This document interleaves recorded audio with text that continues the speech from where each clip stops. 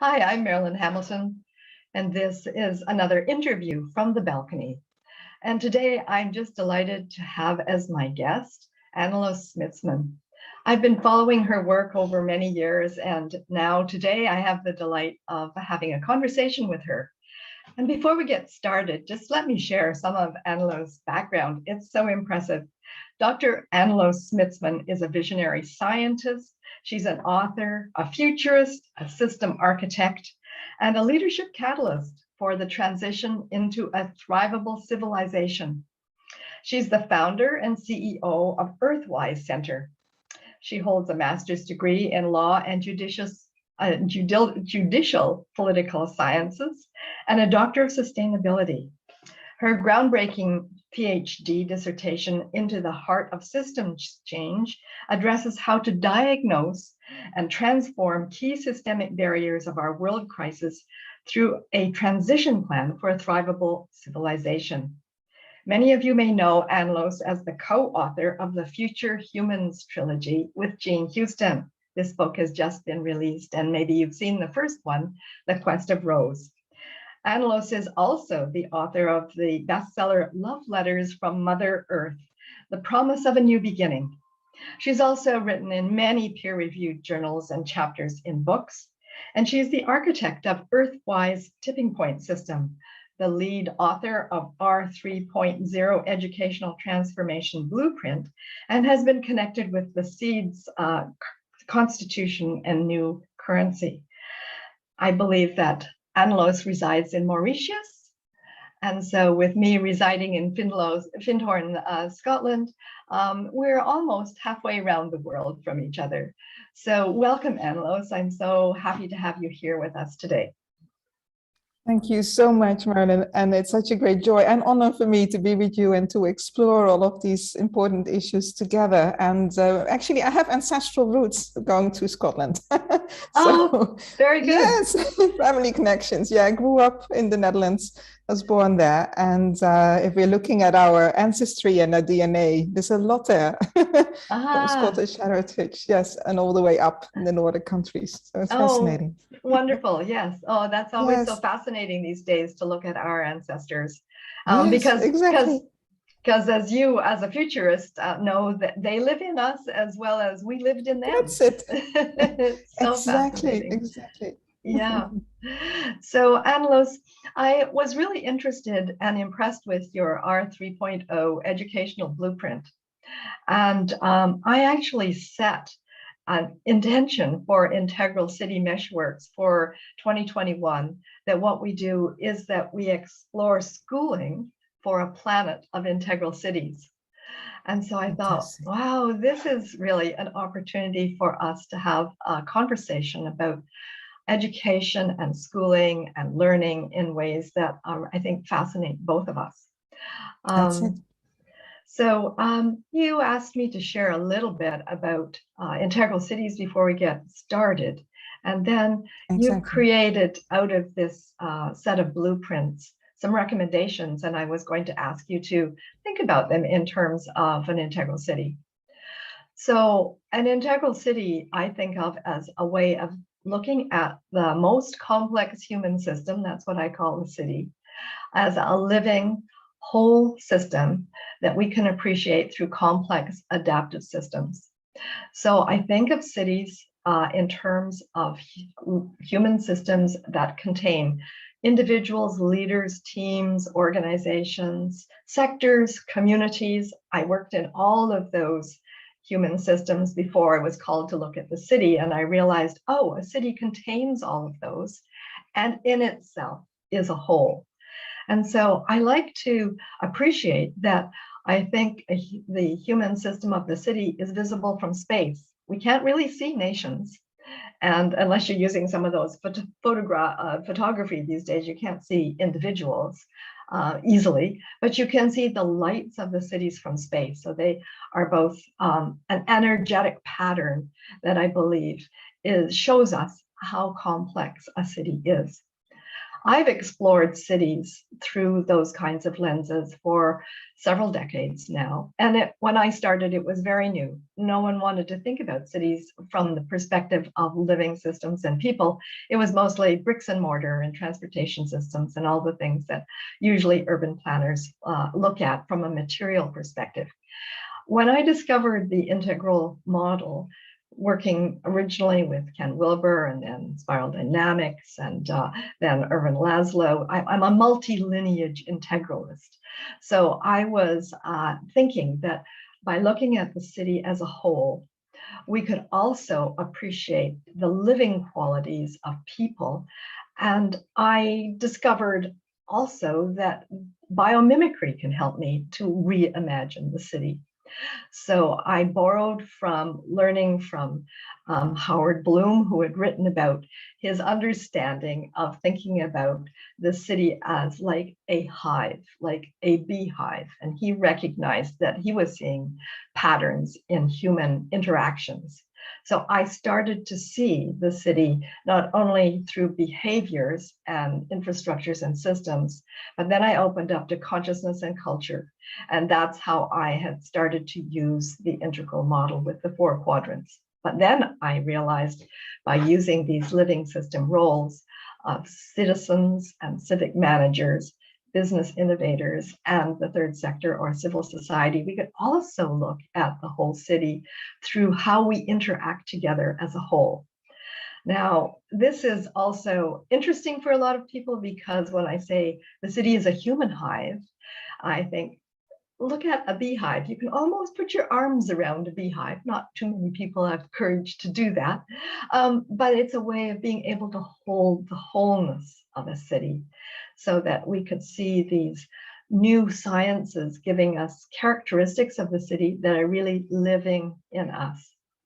So I could go on, and I've got a website, multiple books, and but I think that maybe gives us the basis for why I was so curious about your work as a futurist, as somebody thinking about education, as being willing to put your frames into blueprints. And I love the name of your organization, Earthwise.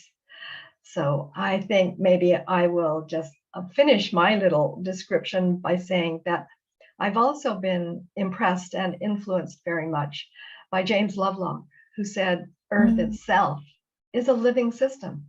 And so I thought, if Earth is a living system, then it makes perfect sense that cities are living. And he called humans Gaia's reflective organs. I think cities are the organs, or organizations are the organelles, and individuals are the cells. So that's sort of my big picture, small picture, and very dynamic picture of the city. Does that make any sense to you, Anneloes? Oh, complete resonance. And I love it. I love it because it's like you are a futurist of the collective consciousness experiments in many ways. Yeah? And that is, we're looking at the deeper patterns also, even mythologically, the new mythos, the new story. What are these new future patterns? Then we're seeing it's all about a new form of a collective that is emerging from a healthy complexity, not a degenerative complexity. So what I'm hearing from you is actually by this approach of a city as a collective consciousness information, it could actually provide also the structural support for a whole new way of humanity to be that collective consciousness in a way that's rooted in indigenous understanding, but now also includes, you know, the modern ways, the liquid democracies, the new experiments that are happening in economics as well. So I think this is very, very powerful. And also when I'm listening to you, there's a couple of things that come to my mind. One is in my Into the Heart of Systems Change in the PhD research, a key element was evolutionary coherence. And you may know that, of course, also from the work from Jude Carfin, which she worked on so beautifully as well, to see the evolutionary process as a process of increasing complexity and deepening evolutionary coherence. Now, in the research that I've been working on is that if evolutionary coherence drops below a certain threshold, then the collective consciousness that is there starts to become destructive towards itself and others. So you see this degenerative pattern, increased conflict, increased divisions, disunity, and even suicidal tendencies. It's like it starts to eat itself up and attack itself as almost an immune system disorder.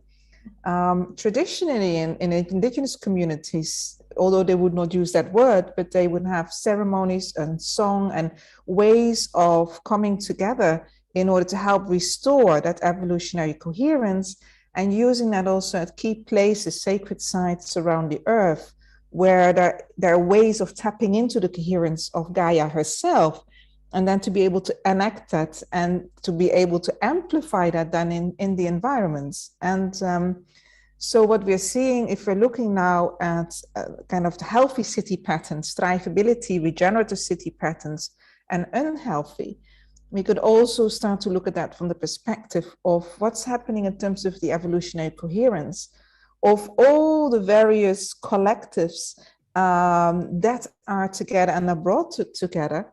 And then if we then know that if the evolutionary coherence is strengthened, that we see natural, spontaneous cooperation, we see deeper collaboration always in ways that is emergent and not imposed, I think then we would probably have the key towards this new democratization that is so essential right now, and including, of course, the greening of the city. But that's when we may also get closer to the noosphere, this omega point, right? That Terre de Chardin was envisioning, of the point in when the global consciousness can become conscious of itself within the human experiment.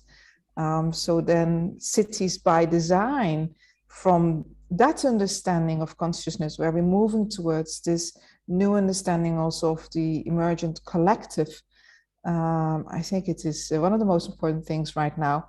And especially when we are moving into times of more crisis and greater challenges, my sense is that where we'll see either a breakdown or breakthrough would be exactly those points as which cities have become aware of themselves in that new light, have practiced in really proactive ways what it means as a collective to respond with challenges, have a story as well that people can relate with, can feel in their hearts, that is also bioregionally anchored. So it's not just about the old nation state cities, but the cities of Gaia.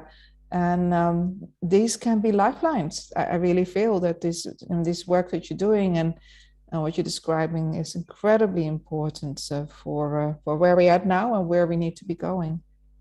No, thank you for all those observations. They really resonate with me. You know, the couple more things I could share about my appreciation of the collective in the city, that I certainly originally thought, if we're going to have new governance, if we're going to have collective consciousness, it's more likely going to happen where most of us are living. So in the developed world, 90% of humans live in cities. Even in the developing world, it's more than 50% now. So I think that Gaia actually has a purpose for the cities that have emerged. Most of us do not know what that purpose is. We're in the process of discovering it. It's an evolutionary path for us. But one of the things that I've discerned as you're seeing the evolutionary, I would call it a holarchy, I've created what I call the master code of care, caring for self so that we can care for each other. And together we care for our places, our bioregions and ecoregions. And all together then we care for the planet. So caring for self, others, place, and planet is a nested set of its coherence. And I've always thought in the last while, as our great incoherence and fragmentation that's been happening in the world, that it is the cities who've brought together all the cultures. Most of our major cities have multiple cultures, if not all the cultures of the world, living together. And it's there we're going to have to figure out how to do it so that we not only survive, but as you call us, to thrive. So that's it. Yeah. So yeah, thank you for your encouragement that my calling to look at the city has some contribution to make into collective consciousness. Yeah. Amazing. Yes. So Anneloes, maybe you could tell us a little bit about your R 3.0. And when I was looking at, I have not had the chance to read all of the documents, but some of them, I came across your 13 recommendations that came out of that. And I thought that might be a good way to explore from your perspective, because you were looking at broader, I think, frames than cities. How do you see that they would be applied in cities? And so if that seems like a good next point for you, yeah, let's try that. We can do that. And what I'll share also then very briefly just before going there is this slide first. Beautiful. And these are the 7 learning perspectives for regeneration and thrivability, which really forms the integral framework for the blueprint. So the blueprint was designed really in the family of blueprints of R 3.0, which is an organization based in Europe, who's really been kind of leading the way for what is then a regenerative and design for the new economics, the new governance that's also resilient, is transformative. And they've been focusing very much also on what's the context that needs to be provided for making those deep transformational changes. Because one of our main critiques was that sustainability hasn't been context-based most of the time, because people were not looking at thresholds and allocation, and therefore to also seeing what is a fair share and how do you distribute both the responsibilities as well as the opportunities, the costs as well as the value that's generated in the system. So they asked me then to be the lead author for the educational transformation blueprint. And initially we started that off as a kind of critical look at, what's not working within education. How is education part of the problem of our sustainability crisis? But then along the way, I asked them, can we take a slightly different approach? Because I think we have so many blueprints out there about what's not working. But I think we need to now start inspiring people and actually that through the process of reading ourselves, that our consciousness starts to go into this regenerative mode. So that by us becoming regenerative in our perspectives, in our understanding, in the questions that we're asking, that the transformation that we are seeking starts through that process. So it's out of that I then framed the 7 learning perspectives that we can apply to ourselves. We can apply that with our family, our relationships, our communities, our cities, the organizational cultures that we form part of, really at all the different scales. So the 13 recommendations then are a summary really of everything that's been explored through these 7 perspectives. And each of these 7 perspectives, we've explored that through 3 key areas, because I really felt, again, that giving context is really important. For example, if we are working with students learning as a context, then what is the context principles that we are giving for deciding what do we need to learn, how are we learning this, also how are we measuring what we think is learning and development, what is the feedback that we're creating. So chapter 1 then, for example, has 3 contextual explorations, and one is the Anthropocene to better understand sustainability as context. The other one is the noosphere to also give hope and direction. That the Anthropocene, for example, if we only focus on that, it may become quite hard for younger generations to take in, because they may feel we are a very destructive species. What can I contribute to the solutions, or do I even have a future? Whereas the noosphere then gives that perspective that there is also an emerging learning global consciousness, and that we as humans have a role also in how consciousness is evolving. And then bringing in the new Renaissance as a context principle shows then that in order to make the jump to the next stage of our evolutionary development, it requires a rebirth. And then what we're seeing is that this rebirthing and this Renaissance impulse is already happening. So just the climate crisis in itself, for example, the COVID crisis within itself, the dying and the collapse and the pressures of change are creating Renaissance conditions. And that's so important for younger people to understand, therefore, that this transformational process is a metamorphic process that requires also the definite dissolution of old ways and emergence of new ways. So just wanted to give that quickly as a context for people who are working with Blueprint. And there are a lot of exercises and a lot of questions and practices that you can go through and to really then start to see what am I starting to notice differently, or what's emerging in my own life, or what are the synergies that are kind of happening as a result. So then also what we've explored, and is especially beautiful for children, is to saying, well, let's have a new paradigm understanding of life as a unified reality, and not this mechanistic view as if life, consciousness, and the universe it consists of separate parts and particles held together by mechanical laws, but to really see the prior unity of life, and therefore also consciousness as foundational, and matter itself even as an expression of consciousness, and letting go of that old duality, therefore between mind and matter. So we explore also then what are, for example, then the 13 qualities of life that are within us, but then also again in the cities. So if we now link that again to cities, would be really, really beautiful. And I'm sure that in regenerative cities, we would see this as well,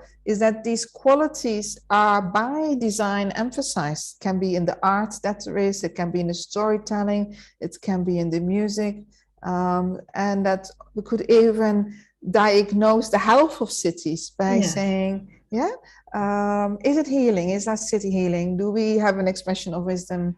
How much is that felt sense of unity? How's the community doing? What's happening in the relationship? So these are all these different qualities that we also then work with for children themselves, first of all, but of course for all of us to realize this is all part of life. And then knowing that, how do we then apply that? And it's through that we go through that process then of learning for regeneration and thrivability as both new ways of learning, but also new ways for engaging learning. And so for the city, then what's really beautiful is to look at that from a way of how does a city learn? How does a city learn about itself from itself? And but also then how does the roots of one city, just like the mycelial network, connect with the roots of other cities? And how does that start to inform then for people also a sense of their future? And we also work in that on governance of agency for regeneration and thrivability, which I think is really critical, again, for cities as well. And what are these new governance models? There's a lot of movements out there that are experimenting with decentralized or distributed, what they sometimes call forms of governance. But what are also the kind of tools and the technologies, and part of this network indeed Seeds, and a network platform called Hi-Fi, who's been developing these tools like DHOs for people to be able to self-organize and to be able to also create new tokens, regenerative currencies, and ways for people to collaborate with greater ease and share also the resources. So also the governance of agency itself. So if you go that, not only do people have agency, but what's the agency of a city now as a living organism? And how do we empower that? And that brings me then as the context now for these 13 recommendations. Thank you for setting the context. I really believe that that's really important. And you have such a vibrant way of presenting that. When I was writing my first book and I'm looking at the intelligences of the human hive, the first set of intelligences were all about context. So this is so really resonant and generative for me. So thank you, Anneloes. So you, I think, have turned the number 13 from unlucky into lucky. What are the recommendations that you've come up with? That is so true. Yes, I felt that when you see the movement of the patriarchal, it's almost like we try to suppress the 13, whereas in indigenous cultures, 13 is a number of transformation and integration. How beautiful. And even if we take, the spoke of the wheel with its 12 points, if we even take it as a compass, it cannot integrate unless there is the 13th in the center. So, and this is also where, even with integral theory, where often people talk, of course, always about the quadrant, and I always say, but don't forget the 5th, because if you don't have the center point, the quadrants cannot converge. And if they can't converge in an evolutionary space that is the center, then there cannot be the emergence of the new birth that comes out of that integration. So hence that's a great point, because when I draw, I have 5 maps of the integral city, and they're always pivoting around the evolutionary impulse at the center. So and even that's the 5th point. Even when I talk about the 4 voices of the city, I always say it's 4 plus 1. And the plus 1 is the other human hives in the bioregion, but also each city has at the center the purpose that it's really there for, that we're still trying to articulate. So I think we're really discovering a lot of resonance between our approaches. I'm not surprised, because you're coming so totally from the science and the spirituality of living systems. So thank you. So what about these 13 recommendations? Yes. Okay. So number 1, and that's just so essential, is listen to the feedback of life and our planet. So if we're looking, of course, at our crisis, we can see we're not. And when I'm saying listening, I mean more than hearing or knowing. So listening really means I've heard it, I've received it, and I'm responding appropriately. So in everywhere we were seeing that what's the feedback that life is giving us and our planet is saying, slow down, don't go over these really essential boundaries. Please realize life is interdependent, and start to bring the human back within its evolutionary context as a family, as a member of a family of life, with many other life forms. So also, if we don't listen, there's no learning.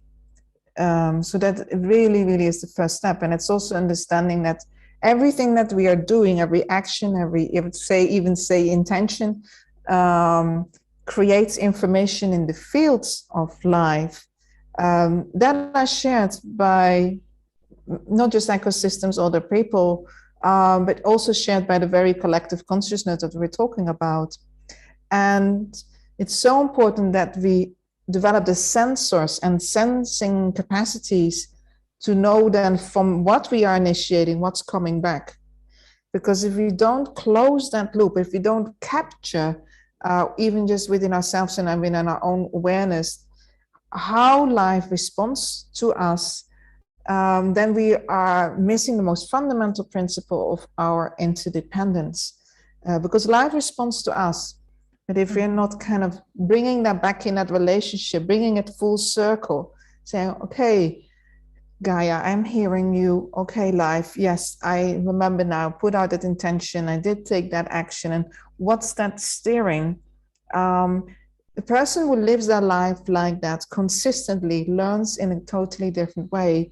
And for such a person, the system is a living consciousness. It is not an ID.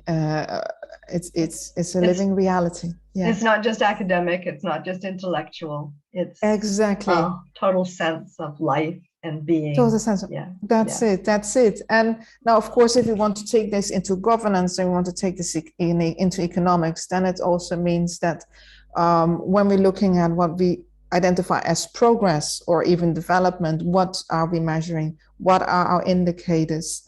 Does it include these critical planetary as well as social threshold boundaries? Does it include indicators for well-being? Does it include indicators for this evolutionary coherence we talked about before and fluctuations? Does it include indicators for measuring the health of a city and its thrivability? So thrivability has the word thrive and ability, and implies two things. Namely, one is the potential to thrive, which is kind of given and systemic, and the other one is then the capacity to make use of that potential and for that to become a living reality again that is continuous. So all of this is also part of listening to the feedback of life on our planet. We need to make this visible within our governance and within our economic systems, but also within our educational systems. And right now, we have created human systems for governance, economics, and education that is very arbitrary, very, very artificial, because there's many informational loops that have no place in it. Even in our legal systems, we don't have natural laws. It's all still based on a very human-centric idea that started around the protection of, our rights and property, nature as property. Yeah. So it seems such a simple principle, but when we really start to apply that and test our human systems to this principle, then we start to suddenly see the need for some massive transformations and redesign. And that brings us then naturally to the second, addressing systemic thrivability barriers. And my PhD research, I made a distinction between barriers and boundaries. Because when I was asking the question, why is it that we know what's wrong, we know what doesn't work, and we so stubbornly as a species continuing towards collapse? So knowledge of the problem is obviously not enough. And I started to kind of ask these questions in various systems, educational institutions, in private sectors. And I noticed then that many people felt a sense of entrapment that they couldn't put their finger on. So they'd say, I feel like if I start developing myself, I may lose my job because then my ideas become too different, or I don't feel alive, life health balance with my work.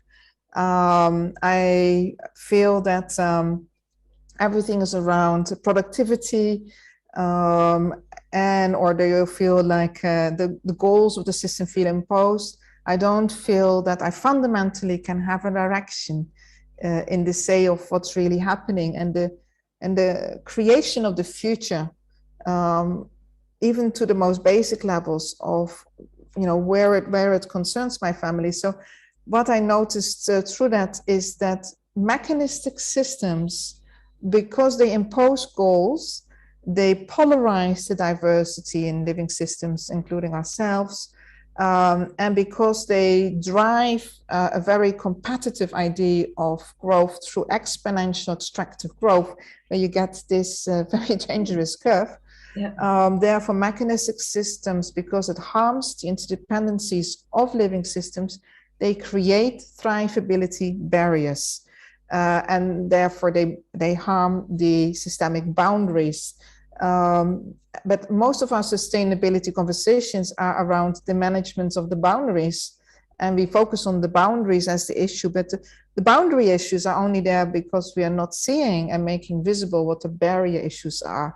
So unless we shift and transform fundamentally the archetypes of growth and development that very often remain invisible for people, but are felt in their experience, unless we make that visible, put it out in conversation, create a language around that for people, it's very difficult to progress to even the next steps. And in the case studies where I've been doing this work with people, what you then notice is when they start to map out these systemic barriers within their cultures, organizations, or cities, what happens then is instead of feeling it's because of them, or it's the system's fault, or I can just not be with those other people, that language falls away. Now suddenly they notice, oh, hold on, so there is a polarizing dynamic underneath it that I've been caught in, perhaps my neighbor as well.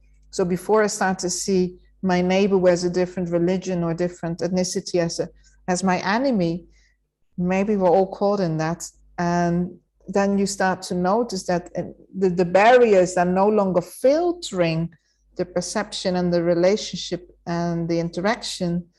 Now we start to return to the living systems opportunities and start to then see how to transform these barriers together. So this is really important work for cities and communities, and other ways in which I really like your discernment between barriers and boundaries, because within an ecology, I would say the boundaries in living systems are both to be respected, and I love your connection with the feedback loops.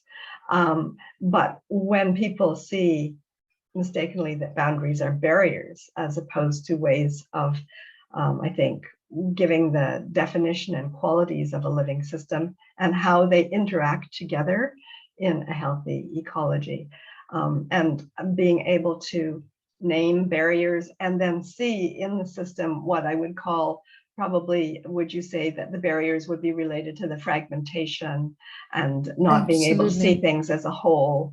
And then when we can reappreciate that we have new lenses to be able to see the life in our system. And I love really that you started with feedback, because I often see in systems that's the last place, and it's either in the middle or the end that I'm always pointing at, and we cannot do this without feedback. So I really like that you start there. And I even imagine maybe you can share something with, when you're a mother of 2 children, do you think that teaching feedback to children in education, not just the education system, but actually in the classroom, is that something that's learnable at a very, very early age? Oh, absolutely. I mean, some of the background of this, my father, he's retired now, but he was a professor in child development from an ecological perspective from the University of Nijmegen. And so a lot of their research showed that in the first 2 years of our life, and it starts already in the womb, children are natural system sensors. So we are born with the sensory capacities for feedback. Everything we're learning only through feedback, and that the feedback that we are receiving, for children, the way they internalize that, whether that is a supportive or it's empowering or it's restrictive and controlling, sets up the learning patterns unconsciously, often, you see, at a very, very early age. And so when I saw through his work, and sometimes we used to be part of the little experiments around that, of how do young children learn when you can't just speak yet, so when you can't verbalize it, and because we can't yet verbalize it, how we're sensing the interaction, the feedback between our caregivers and ourselves, it's almost, we are even more aware of that. And then later, a lot of times when children go into the formal education, it's trained out of them. So that they're saying, stop acting up. No, you're just imagining it, or don't be so difficult, or get over it. So we're telling them to distrust their deep, sensory capacities for what it feels to be part of these different feedbacks. Beautiful, thank you. So let's see what happens when we look at the context that you talk about. Yeah, exactly. And that's when we go on facilitating learning as a process of life, which is the 4th point here, is so important for children. So, and we're saying if it's a process of life, it also means that there's honoring their cycles and there's rhythms. And so that's for children, for example, that to understand that if they've been working very hard at an issue, there's moments that you tell them, now let it go and play, do something else, or nice. Just go and rest and let integration take place. Or what we'd say, for example, when I was growing up, I noticed that playing Bach on the piano, playing with my left and my right hand, would greatly help me with mathematics, because just having these different activities and ways of training your own nervous systems and musically, and then I would start to explore the patterns of Bach in numbers, but also in paintings. So also facilitating learning as a process of life means that we are helping children to discover these fractal patterns, and helping them to really see the connective patterns, the deeper unity of life. And what happens when children grow up like that, what I've noticed also with my own children, is that there's a much deeper trust, so they know that, even if it's the difficult times or there are nightmares, they know how to go back to nature, to connect with nature. And it's so fundamental. And I've also noticed how for many children, this is no longer obvious. So when I've come to the schools of my children and we teach these processes, this is a primary school, often children would look at me like, really? You can talk with nature? You can connect with the tree? I can, if I need inspiration, I can go out in the garden, and what strikes me that what you're sharing is that through this way of learning, children become aware or sense they're part of nature. It's not out there, it's in here. Exactly. So there's not here. It's not only fascinating, but I'm part of nature too. Nature's in me. That's it. Yeah.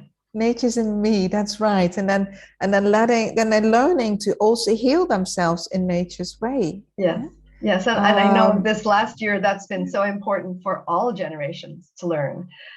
Is that to get outside and let nature do the healing, that none of our technologies for the pandemic have been effective as nature has been. Exactly. That's it. And then that brings me then naturally to point 5. So imagining exploring our future potentials. Again, children, because of their sensory capacities from an early age, their imaginative and imaginal capacities we're born with that. But again, if we don't keep practicing that, and then it will be diminished. And we make here a distinction between imaginative and imaginal. So an imaginal is really also an inner realm of consciousness itself, whereby within that there is still a state of possibility. So this is why the imaginal and the future are so close together. You could even say it is the same realm. And because in an imaginal, the imaginal areas within the system allow the system to renew itself. Mm-hmm. And when it renews, it also transforms structurally. And that's a really important point in development, because we're looking at what's the difference between learning and development. Then we're seeing that when development takes place in children, if we go back to children again, then we're seeing also that there is the emergence of new structural coupling. And that before that jump of development, there's often an uncoupling of old patterns and structures and ways to then recouple at a higher level of organization. And that's a developmental jump, but it means there's something within the system that is not prescriptive. This is almost like where the formula or the algorithm breaks down, and why I feel a lot of people are saying is consciousness assimilation. But it might be simulation is part of it, but I believe it's not, because consciousness is essentially not a formula. It is not, again, it is not it's predetermined. So the imaginal capacity of a system is the capacity of a system to renew itself through the activity of learning, and by so doing to develop into new stances, new structural coupling, which then becomes the affordance and the conditions for the creation of new futures. So the imaginal capacity is what makes this future creative. And that means that the future potentials now, you could see that the future already exists now as information in a state of potentiality that we can access by using our imaginal powers. So when I was applying that, for example, with cities here in Mauritius, I would ask people to go with me on a journey into the future, not thinking about the future, but really close your eyes and imagine a path opening up in front of you. Go through that path, and we arrive now at 2030. And as you arrive now in 2030, take a deep breath, get a sense of how you feel and how's your environment and how is life here now in this reality of 2030, of this more optimal expression of our consciousness. So taking them, through that experiment, really activating and utilizing these imaginal capacities with people who, for some of them, it was the first time they even closed their eyes, while with others, it was completely new. Some of them had never meditated. But what would happen spontaneously is that when people started to share their collective visioning experiences, that they found that they had amazing similarities between their visions and other people's visions. So like a man would say, well, you're describing the mountain, and my forest just ended here in my future experience of my city. But this mountain I could see further on, but I didn't get fully a sense of it. And the woman would, for example, explain what this mountain was doing. So they would create now this connective map of these visions that gave them also, for the first time, for many of them, the experience of a collective consciousness. Yes, that's what exactly. So this is such a powerful process. Yeah.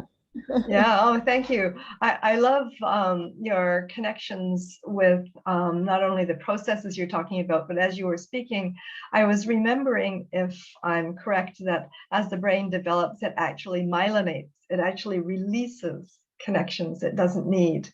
And that's what allows it to emerge and create the structures and be ready for new self-organization to be constantly there. And as you invite us to become aware and even sense the future coming into us, and be courageous enough when you put them in the groups that you're describing, to be able to articulate, this is what I sense is our future. And that, I think, ties well into my intuition that Gaia has a purpose for these collective consciousness, even for the cities, and it's our opportunity to discover what that is. And if we can do it together, then the collective consciousness, the capacity for that, not only emerges, but then I think it can strengthen and grow its own ways of being able to be to thrive, as you're saying, because I think so many people now sort of go collective consciousness, that's too woo-woo, I don't think we can go there. But what I hear you saying is, actually, when we do it together, we all look around the room after we open our eyes and say, we all just went through, we shared an energy trip into the future. So thanks for those stories. Beautiful.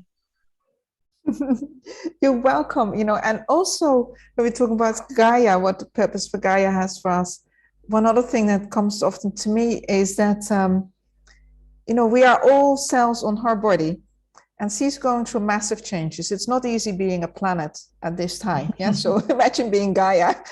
You're running a fever. You have all these children that are quarreling with each other and can't seem to agree on much. So if you are going through so much, what you would want is also a sense of peace. So if we as cities become more coherent, there's more energy also available for her to do what she needs to do to heal herself and to balance herself.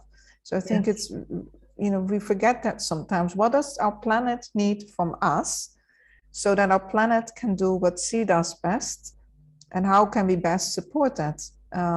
And we don't seem to realize sometimes also the impact of our collective consciousness on her.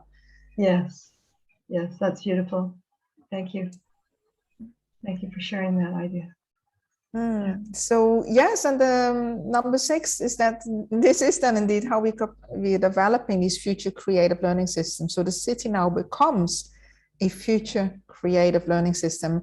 And this is where we go further than just regenerative, because sometimes people hear the word regenerative as regenerative, as in restorative, repairing, which is a really important part. But there's also the birth of new systems. Life is constantly experimenting and evolving. So it's also important that we make space, not just for the but for being generative, not just only regenerative. And that's the future creative. So, and learning and development is holistic, it's integral, it's naturally future creative. And so when that capacity is depressed in either people or organizations or cities, then we see the rise of depression, rise of suicide, rise of division, because people then, they don't feel a sense of future, so they feel blocked. They feel like there's a black hole in front of them. And when we open this up, this is what I've noticed as well. I did this practice also with a group of children. They were around 12, 13 years old, but they came from very abused families, a lot of violence, alcoholism. And I asked these teenagers, what is it you want for the future? And one little boy, he looked at me and went, nobody's even ever asked me that.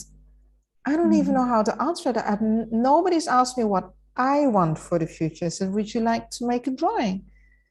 If you were having truly the freedom and support, what would you want? And he started drawing that. And that very process of asking that question and him having the freedom to express that and explore that started also a healing process. So imagine that our city is asking from us, what as a city, what would you like for the future? How would you like to live here, to grow here?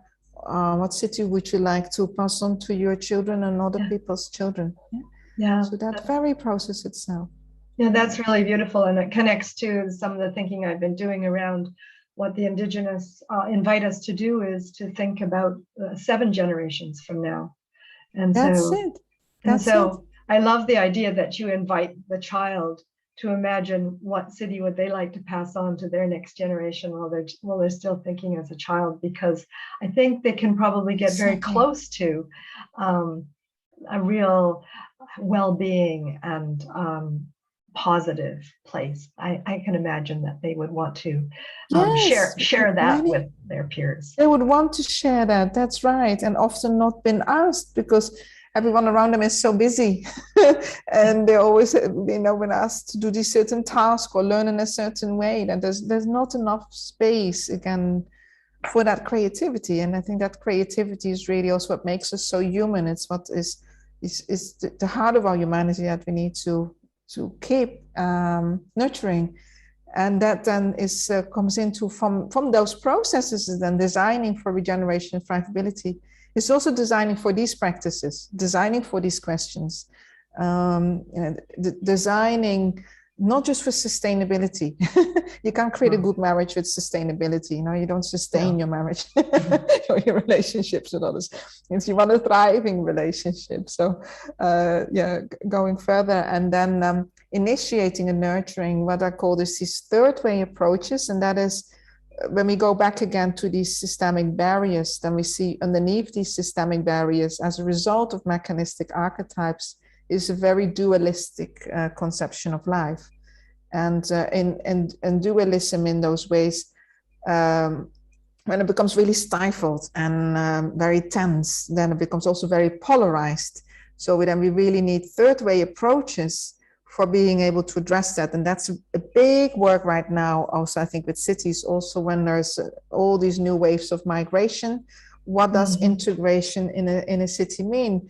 Some people, they may be afraid. Well, does it mean absorption?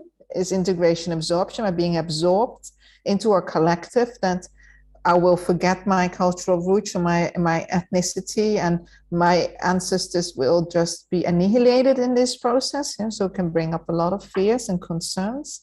Or does it mean, we're going to just agree to disagree, which is not transformative? We're going to, you stand here, I stand there. Don't come any closer, and we're going to coexist, but we're not going to co-learn. So third way approaches to initiate and nurture that is, first of all, making again the tensions and polarization visible in a safe way. And then really the very much the integral approaches that you work with. So to really, for people to understand what's the larger we, and where does this perspective and that perspective come from? Could be actually common roots, and what's the kind of third principle here, so that the third that emerges, it is not an absorption, it's a new approach, it's a new understanding, it's a new perspective. It's not a compromise, because a lot of people feel like, okay, I can't win this battle. So to get out of the duality, I will just let it go. I won't argue anymore. I will just let my point of view go. Then, no, then we haven't come to a third way ground. Third way only happens when there's truly the emergence of a new understanding, new perspective that's larger than what there was before. So then we're seeing that the collective itself has been growing and developing and evolving. And that requires, and there's number 9, empowering collaborative agency. We can't get there through competitive agency. We need collaborative agency. And yes. And I think that when we come to the governance aspect of cities, there's a huge role in there for being able to invite, to guide, but also to reward collaboration for people who are living there, and also collaboration with nature. So this is empowerment of that. Yeah. I'm going to tag that for maybe a future conversation. How do we reward collaboration? Because I'm sure that will open up a whole, at least hour of exploration. Yeah. Absolutely. Because there's so many ways to reward that. And yes, then we, number 10, communicating patterns that connect rather than patterns that connect. You know, what's the media? What stories are communicating? What information is coming around? But bringing it again also back to children, to youth, give them a role in telling, in creating the stories. How can they become the new storytellers of the emerging future in their city that they want to see? It's so important. But also we can use communicate patterns that connect, even if we are evaluating the health of an organization, to start to see what happens in these communicative patterns. Who makes a decision? How is power distributed? Who needs to ask for permission for what? How does it circle around? So communicate patterns that connect and communicate with connective patterns is really, really important also as an evaluative tool for cities to see, are we thrivable and are we regenerative? Because that structure of communication links back to, is a city able to learn and develop as a collective? So what are the collective learning capacities of the city? So it links right back there. Yeah. And would it link right back up to number 1, to the feedback system? Yes, the feedback. Yeah, that's it. Yeah. And I think we've had a lot of experiments over the last year where our usual communication processes and channels have either been shut down or diverted to be completely online. So we're really in I think a stage now where we need both to reconnect person to person, group to group, but also to recalibrate the kinds of media that have emerged so we can sense the feedback loops that we need. Yeah. So I think the communication patterns are really powerful. Yeah. Really, really powerful. Exactly.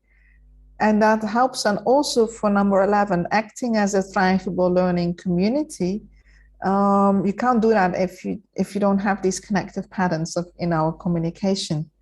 So acting, and also the recommendation of acting as a thrivable learning community, is for people to understand this future can be acted on now. So if people are saying, well, if we do A, B, C, then such and such will happen, and then we'll go into being thrivable. No, that is not the right approach. Act as if you're living it now. So act your future, be the future you wish to live in, be it right now, act as that. And then when we ask ourselves that question, say that you are having a leadership role or an educating role in your city. If I am now, I am also that consciousness of a thrivable learning community. What as a thrivable learning community would I do differently now? What would I need to change? What do I need to strengthen? What would I need to perhaps let go? So even standing in, taking that place, not just about what does my role and position ask me to do, but what as a thrivable learning community am I required to do right now? will already inform then again the feedback to number one. Yes, that's right. Sets of different feedback loop. Yeah. And I like the as if. That's sort of a process I use on myself when people saying, well, how can you possibly do that? And they say, actually, I'm not sure yet, but I act as if I know. And exactly. then it opens up the possibilities. And if more of us do that and compare notes, I think that I see a lot of barriers that have emerged in urban habitats because of the last couple of years. And we need to give ourselves permission to act as if there is well-being, as if we're thriving, and maybe just take the tiniest step forward in the as if, so that it can start to really catalyze us to invite the future in. That's sort of the approach I take. Yeah, that's it, because then we embody the future, we bring the future into being. Yeah. So because these future potentials already, they exist now in a state of potentiality. If we are living that as if it is already here, now we're embodying it. We are living that reality. We are communicating at the deepest level of our being that as a reality. And that also starts to reorganize the informational patterns around us to start to harmonize with that. So it's incredibly important. That's where then also celebrating comes in. So when we celebrate that now also as a rite of passage, we start to acknowledge that it is a reality, that it's not just something that's only aspirational or, oh, it would have been, could have been. No woulds, no coulds. Make it celebrated now. And celebrating rites of passage moments also means creating collective moments for the grief. Not only the wonderful feelings that we like so much, but also saying, look, we're going through a huge death right now. There's so many, not just people dying, there are ecosystems dying, plants, animals dying, there are dreams dying, there are intentions dying, there are hopes are dying. So it's so important that we pause also and can grieve together and acknowledge that before we go back into the rush of doing things, and then work with these moments of death, of dissolution, of the letting go now as places for the rebirth. That's what the regenerative renaissance, what we started with earlier, was so important with. And also when there's the emergence of new states, new perspectives, new understanding, a sense of even new identity, that too is celebrated. Because very often when something is just coming out and it's still so young, like a little baby, it needs more care and support and needs more holding as a community for it to now to really come into being. And these are really, really sensitive, vulnerable little moments where this new emerging life in this new form, if it's not welcomed, its first experience of our own collective here is now not so sure if this is safe, and it may retreat, and it may even never fully come into being. And in indigenous communities, again, there were these rites of passage by a person may get a new name or a new totemic relationship, and so there's a celebration of the acknowledgement of the shift in that person. And the whole community is growing and is richer for it because this person has now gone through this major rite of passage. And so celebrating this as a city, I think is incredibly important, and may also for a lot of youth who are radicalizing actually really help them, because it may be that they are subconsciously or unconsciously looking for a rite of passage in the old pattern. Yeah? And the old pattern is you go close to death, you go to do something very dangerous, very risky, but they learn there's a new pattern also that's more gentle, in which we can grow and evolve, and we don't have to push everything to the edge of danger. Yeah, and I'm thinking this sounds a lot like a quest, a rite of passage quest. That is a quest. And invite the future in, not only individually but collectively. I'm going to let you finish your 13th comment, and then I want to tell 13, you that's right. a little story from Fintorn that might make you smile.